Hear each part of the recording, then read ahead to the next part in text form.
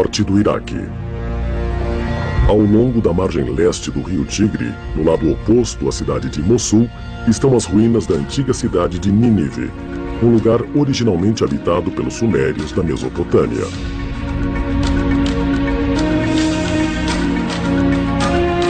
Aqui, em 1842, o arqueólogo britânico Austin Henry Layard escavou as ruínas da grande biblioteca de Assurbanipal, um arquivo real contendo milhares de tábuas com inscrições cuneiformes.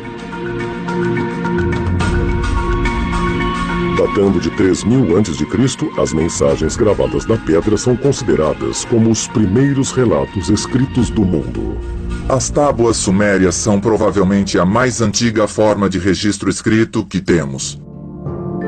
Elas foram traduzidas e contam histórias empolgantes sobre como os deuses se misturaram aos seres humanos e atuaram na criação dos seres humanos. Se isso é só mitologia, ou se é um fato, ninguém sabe realmente. Segundo as interpretações das tábuas sumérias, os deuses eram chamados Anunnaki.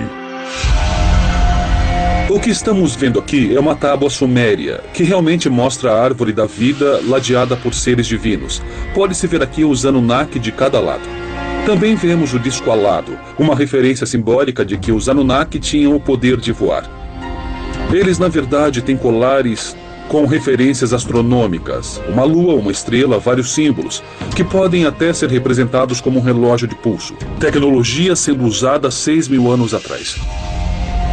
Os relatos escritos gravados na pedra sugerem que os Anunnaki eram seres gigantescos, com 2,5 metros de altura, que vieram à Terra em busca de ouro para seu planeta natal.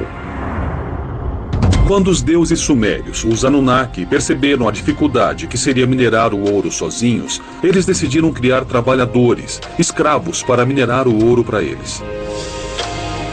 E eles explicam nos contos sumérios da criação que esse foi um processo árduo. Então é bem possível que nossa evolução genética fosse um processo feito pelos Anunnaki para nos criar à sua imagem e semelhança. Eles criaram o homem segundo os textos sumérios. Eles criaram Adão e Eva. É interessante que a Bíblia ecoe essa história, mas fale em termos de Deus. É quase como se essas criaturas muito avançadas agissem como professores. E, certamente, a cultura e a mitologia sumérias estão cheias de histórias de visitas dessas entidades misteriosas que traziam sabedoria e ideias e conceitos fantásticos. E nós temos de questionar, isso é só um mito ou foi alguém que veio e realmente tentou nos dar um impulso? A lenda babilônica de Enuma Elish data do século VII a.C. O texto foi descoberto em 1849 pelo arqueólogo britânico Sir Austin Henry Layard, que procurava as ruínas da biblioteca de Assurbanipal, em Nínive. A história diz como os primeiros seres humanos foram criados por uma raça extraterrestre chamada Anunnaki.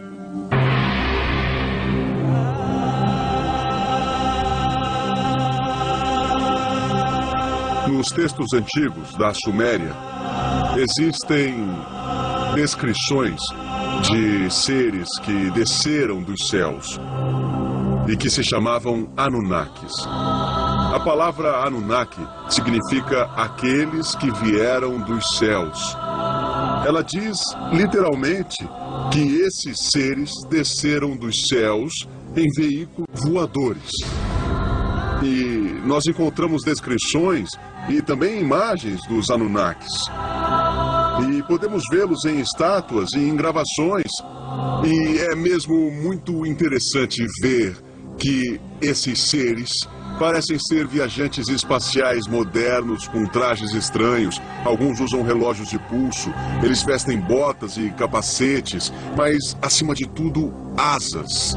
E sempre foram descritos ou retratados flutuando acima de todas as pessoas comuns. Então, a pergunta é, quem eram os Anunnakis? Eles eram viajantes espaciais que visitaram a Terra num passado remoto.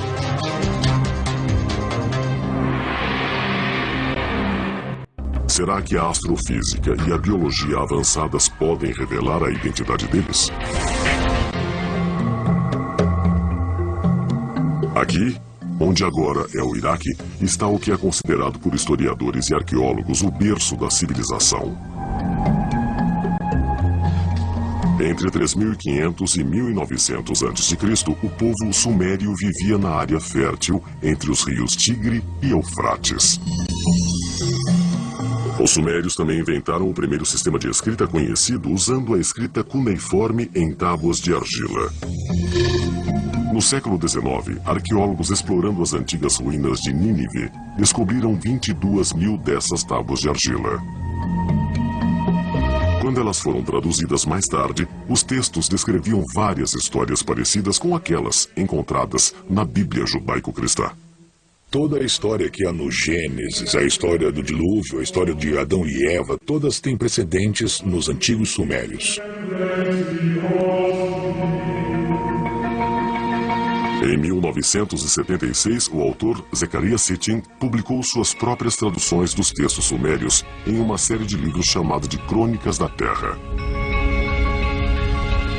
De acordo com Sitchin, as tábuas de argila descrevem uma raça alienígena conhecida como os Anunnaki, que vieram à Terra extrair ouro. A história que chegou aos sumérios é de que os Anunnaki extraíam ouro na Terra. E como costuma ser, os empregados reclamaram dizendo que o trabalho era pesado e que estavam cansados. Eles não queriam mais isso. Então se reuniram e decidiram criar um trabalhador primitivo chamado Adamo.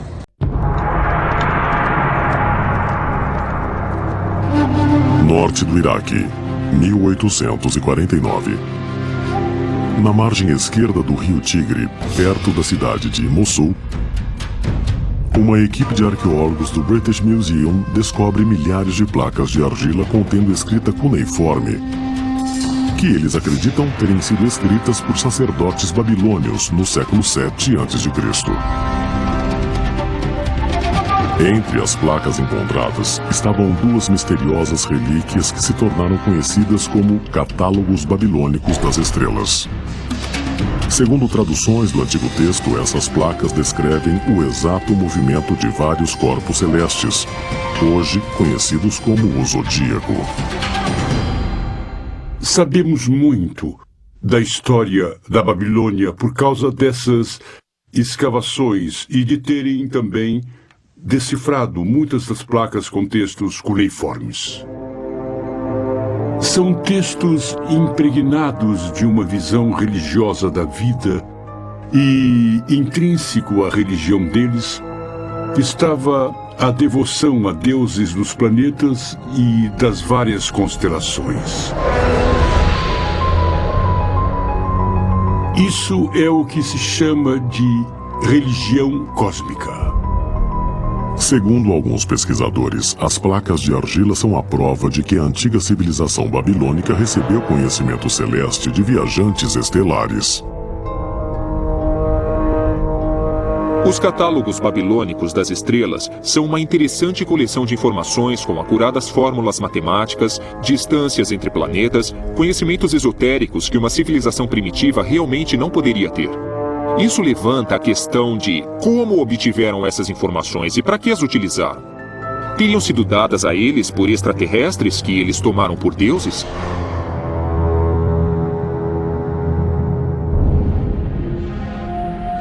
Como em muitas culturas antigas, os babilônios descrevem Órion tanto como constelação quanto como ser supremo. Nos escritos deles, Órion é chamado de o leal pastor dos céus e o deus-chefe de reinos celestes. Seriam esses registros mais uma prova que liga o homem a seres extraterrestres? Para os babilônios, a constelação de Órion era chamada Sipazi-Ana, que quer dizer pastor de Anu. Normalmente traduziríamos isso por pastor do céu, porque Anu era visto como Deus do céu. Se voltarmos ainda mais, vamos achar uma antiga representação de Órion em forma que mais parece um pássaro e com referência a ele como mensageiro. A figura de um pássaro estava localizada nas pedras atrás da figura do pastor. A posição pode indicar que ele trazia mensagens de um lado a outro entre a Terra e Órion. Mas a verdadeira questão é como ele fazia isso. Tudo deve ser interpretado simbolicamente? Será possível que o que temos aqui é uma descrição rudimentar de um tipo de dispositivo de comunicação interestelar? Estariam os católicos babilônicos potencialmente documentando uma antiga estação espacial extraterrestre orbitando a Terra, habitada por antigos alienígenas vindos de Órion?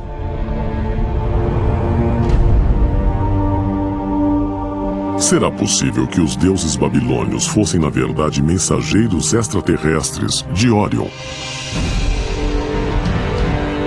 Se for assim, poderiam esses visitantes do outro mundo ter criado a humanidade aqui, no crescente fértil, onde a civilização historicamente começou há mais de 5.000 anos? Os babilônios tinham uma forte tradição das origens do ser humano. Havia algumas variações, mas o princípio básico que se acha entre os babilônios é que os deuses queriam dormir muito, queriam comer muito e que ficavam cansados de cuidar da agricultura e de terem de cozinhar. Então criaram um grupo de seres inferiores, os seres humanos, para cuidarem da agricultura e das coisas para eles. Foi na Mesopotâmia que se deu a aurora da civilização.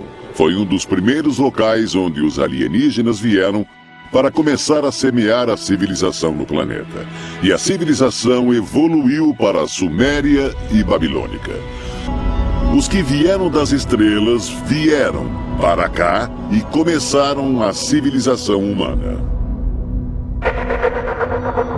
Seriam as histórias sobre as origens na versão babilônica, localizada no berço da civilização, a prova cabal de nossa divina ligação com a constelação de Órion? Se for assim, haveria uma razão profunda para as estrelas do cinturão de Órion se localizarem sobre o ventre, o lugar simbolicamente ligado à origem humana, como querem os teóricos do antigo astronauta? Haveria um tipo de semeadura da vida aqui na Terra e uma conexão com a constelação de Órion. Parece que havia uma consciência geral nos povos da antiguidade. Um sentido de que Órion estaria no coração de nossa galáxia. A próxima pergunta que nós devemos tentar responder é esta. É possível que esse lugar, que é nascedouro de estrelas, também nos permita estabelecer algum tipo de conexão com outras criaturas inteligentes de fora desse universo? Considerando que a nebulosa de Órion é um nascedouro de estrelas, seria possível o cinturão de Órion literalmente marcar o lugar na galáxia onde a vida da Terra começou? Seu povo era os Sumérios, que possuíam uma cultura muito avançada. Eles foram os pioneiros de quase tudo que constitui a nossa sociedade atual. Criaram o primeiro congresso com 2 câmaras, a primeira escrita, o primeiro sistema de escolas e assim por diante. Surge então a pergunta: de onde veio tudo isto? Creio que temos de recorrer aos próprios antigos sumérios e prestar atenção no que eles têm a nos dizer, porque eles nos dizem, em tudo que é lugar, repetidas vezes, que a civilização lhes foi ensinada por seres vindos dos céus para a terra. Eles os chamavam os Ananokes. Enoque nos fala sobre os guardiões do céu que vieram. Ele disse que se chamavam anjos caídos e que queriam fazer sexo com os humanos. E seus filhos seriam gigantes. Está por várias cidades-estados, e cada uma dessas cidades-estados era regida por um deus ou deusa específico. Por exemplo, a grande cidade-estado de Uruk era regida pela divindade matronal Inanna, a grande deusa chamada Rainha do Céu e da Terra. Ao fim do dia, a estrela radiante A imensa luz que preenche o céu, a dama da noite surge no céu, e povos de toda a terra erguem os olhos para ela. Sagrada Inanna, a dama da noite faz com que todos se recolham para dormir. Criaturas vivas e vários povos da Suméria ajoelham-se diante dela. A Suméria se alegra. O jovem faz amor com sua amada. A dama da noite cintila no horizonte.